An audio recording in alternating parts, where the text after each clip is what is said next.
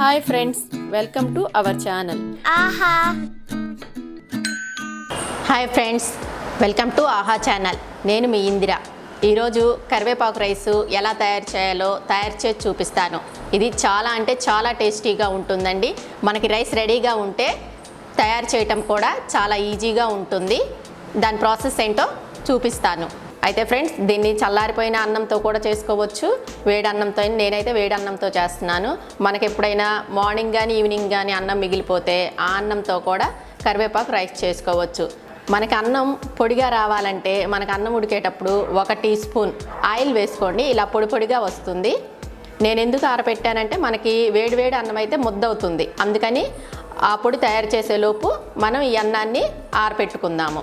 ఇప్పుడు ఆ పొడి ఎలా తయారు చేసుకోవాలో తయారు చేసి చూపిస్తాను. ముందుగా స్టవ్ వెలిగించుకొని కళాయి పెట్టుకుందాము. దానిలో 2 టేబుల్ స్పూన్ల ఆయిల్ వేసుకుందాము. ఆయిల్ వేసుకున్న తర్వాత ఆయిల్ వేడయ్యే వరకు వెయిట్ చేద్దాము. ఆయిల్ వేడైందండి. ఆయిల్ వేడైన తర్వాత 1 టేబుల్ స్పూన్ పచ్చిపప్పు, 1 టేబుల్ స్పూన్ మినప్పప్పు, 1 టేబుల్ స్పూన్ కందిపప్పు వేసుకొని ఫ్రై చేసుకుందాము.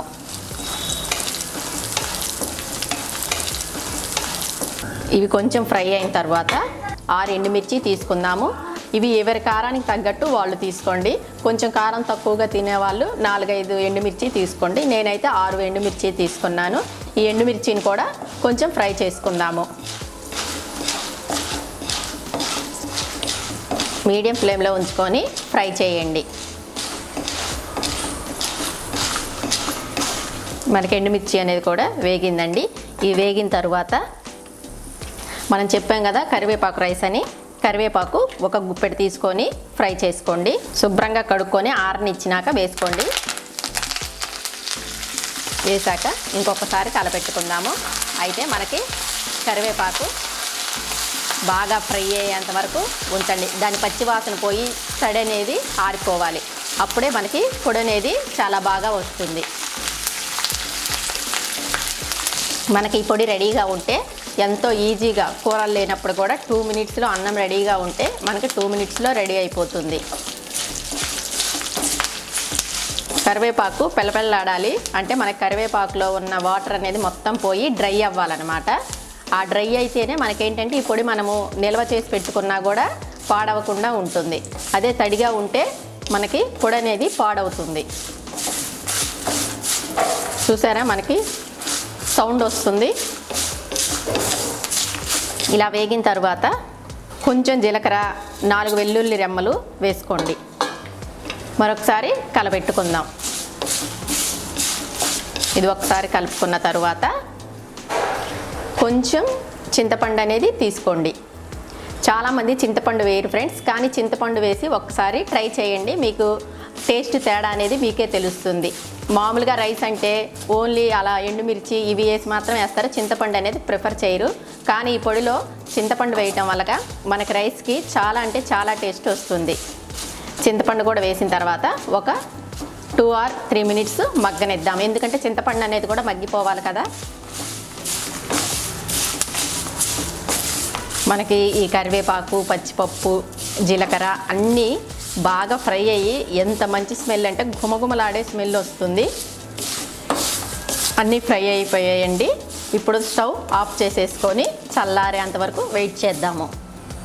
చూసారా, కరివేపాకు మనకి ఇలా అంటే ఎలా ముక్కలు అవుతుందో ఇలా అనే వరకు ఫ్రై చేసుకోండి. ఇలా అయితే మనకి పొడి ఎన్ని రోజులు నిల్వ ఉన్నా పాడవకుండా ఉంటుంది. మనం ముందుగా ఫ్రై చేసి పెట్టుకున్నటువంటి ఈ కరివేపాకు, ఈ మిక్చర్ అంతా బాగా ఆరిపోయింది. దీన్ని ఒక మిక్సీ జార్లోకి తీసుకొని మిక్సీ వేసుకుందాం.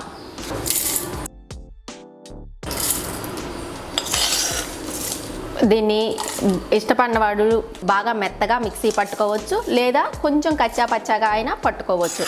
కచ్చాపచ్చాగా అయితే ఏంటంటే మనకి ఈ కరివేపాకు, ఈ పప్పులు అనేవి కొంచెం పంటికి తగులుతూ ఉంటాయి. ఆ టేస్ట్ కొంచెం వేరుగా ఉంటుంది. మెత్తగా వేసుకుంటే ఆ టేస్ట్ వేరుగా ఉంటుంది. మీకు మీ ఆప్షనల్, ఎలా కావాలంటే అలా వేసుకోండి. మొత్తం జార్లోకి తీసుకుందాము. ఇప్పుడు దీన్ని మిక్సీ వేసుకొని చూపిస్తాను. మిక్సీ వేసుకొని వచ్చాను ఫ్రెండ్స్. చూడండి, మనకి ఇలా వేసుకుంటే సరిపోతుంది. లేదు ఇంకా కొంచెం మెత్తగా కావాలనుకునే వాళ్ళు మెత్తగా కూడా వేసుకోవచ్చు. నేనైతే ఇలా వేసుకున్నాను. ఇప్పుడు దీన్ని పక్కన పెట్టుకొని మనం ముందుగా రెడీ చేసి పెట్టుకున్న అన్నాన్ని తాలింపు వేసుకుందాము. మనం ముందుగా కరివేపాకు అవన్నీ వేయించుకున్నాం కదా, అదే బాండీలో కొంచెం ఆయిల్ తీసుకుందాము.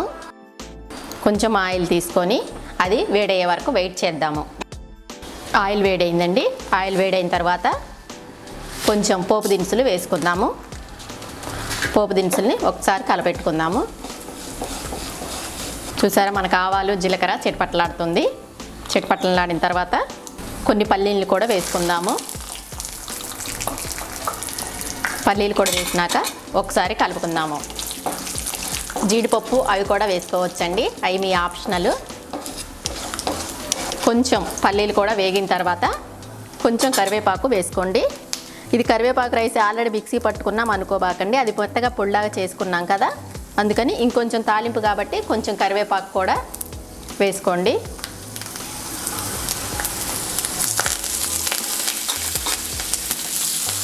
మొత్తం ఫ్రై అయిపోయినాయండి. ఫ్రై అయిపోయిన తర్వాత మనం ముందుగా రెడీ చేసి పెట్టుకున్నటువంటి ఈ పొడిని దీనిలో వేసేసుకుందాము.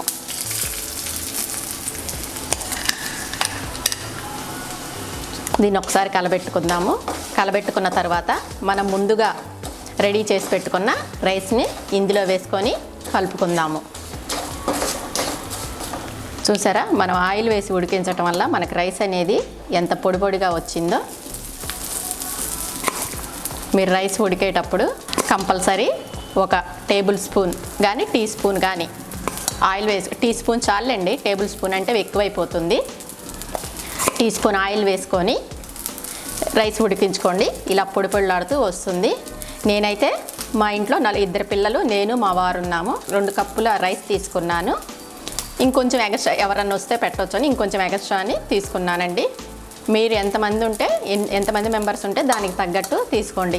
ఒకవేళ నైట్ అన్నం మిగిలిపోయిందంటే మార్నింగ్ కూడా చాలా ఈజీగా త్వరగా చేసేసుకోవచ్చు. మనకి చల్లారిన అన్నం తిన్నామనే ఫీలింగ్ కూడా ఉండదు. మనం చాలామంది కర్రీస్లో అలా వేస్తే పిల్లలు కరివేపాకు అనేది తీసేస్తూ ఉంటారు. ఇలా మిక్సీ పట్టి వేస్తే ఏంటంటే వాళ్ళకి తీయటానికి కూడా ఛాన్స్ ఉండదు. మనకి ఈ కరివేపాకు తినటం వల్ల కంటికి, జుట్టుకి చాలా అంటే చాలా మంచిది. మనం ఇంతవరకు అసలు ఫ్రెండ్స్ సాల్ట్ అనేది వేసుకోలేదు. ఇప్పుడు రైస్కి తగ్గట్టు రైస్లోనే వేసుకోండి. మనకు ఆ కారపొళ్ళు వేసుకుంటే మళ్ళీ కొంచెం ఎక్కువైనా తక్కువైనా రైస్ కదా, మనకి టేస్ట్ అనేది పోతుంది. కాబట్టి ఈ రైస్ వేసినాక రైస్లో మాత్రమే సాల్ట్ వేసుకోండి. లేదు మాకు అలా కారపొళ్ళు వేసుకున్నా తెలుస్తుంది అనుకునే వాళ్ళు అలా వేసుకోండి. కానీ ఇలా వేస్తేనే మనకి అన్నిటికీ బాగా పడుతుంది. ఇలా వేసిన తర్వాత ఒకసారి అంతా గరిటెతో కలుపుకుందాము. చూసారా, మనకి గుమగుమలాడే కరివేపాకు రైస్ ఎంత ఈజీగా త్వరగా రెడీ అయిపోయిందో. ఆ పొడి అనేది ఒక్కటే లేట్ ప్రాసెస్. ఆ పొడి కూడా మనకి రెడీగా ఉందంటే చాలా ఈజీగా త్వరగా అయిపోతుంది. చూసారా ఫ్రెండ్స్, మనకి కరివేపాకు రైస్ ఎంత కలర్ఫుల్గా ఎంత బాగుందో, చూస్తుంటేనే నోరు ఊరిపోతుంది. చాలా అంటే చాలా మంచి టేస్ట్ వస్తుంది. ఇప్పుడు దీన్ని స్టవ్ ఆఫ్ చేసేసుకుందాం. స్టవ్ ఆఫ్ చేసుకొని సర్వింగ్ బౌల్లోకి తీసుకుందాం. చూసారు కదా ఫ్రెండ్స్, కరివేపాకు రైస్ తయారు చేయటం ఎంత ఈజీనో. నా వీడియో కనుక మీకు నచ్చినట్లయితే లైక్ చేయండి, షేర్ చేయండి, కామెంట్ చేయండి. మీ ఫ్రెండ్స్కి, రిలేటివ్స్కి షేర్ చేయండి. Thank you friends. Bye bye.